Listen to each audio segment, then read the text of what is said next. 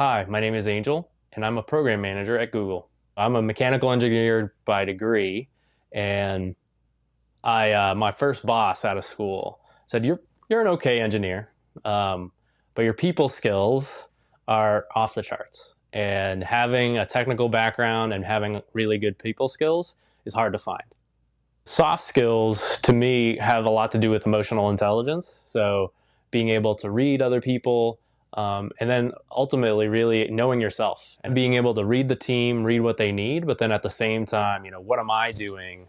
Either influencing the team in a good way, in a bad way, or just a different way. Just asking sometimes people that don't usually kind of raise their hand to give input goes a long way, because a lot of times the folks that are maybe a little more quiet are genuinely thinking about the problem and may have a lot of insights that if you didn't kind of catch on that or ask them, you could miss out. And so to me, soft skills just means just really understanding kind of the emotional needs of the team.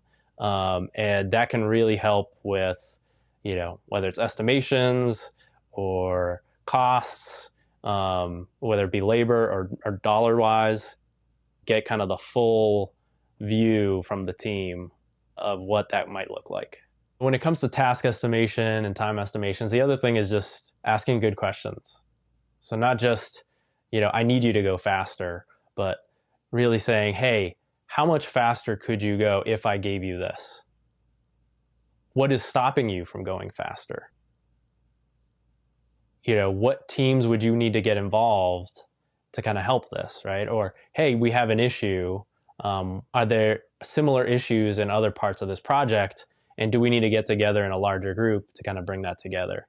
I think as a program manager, that's really your role, is to kind of see patterns in a project and see kind of where things are either slowing down or at a complete stop, and having those soft skills to be able to bring the team together to solve that problem, and to even just see it, right? Just to acknowledge that there is a problem, and instead of, blaming, is really just digging in and kind of, how do we learn from this? How do we fix this? How do we move on? Some of the things that also help is just relating to your team members.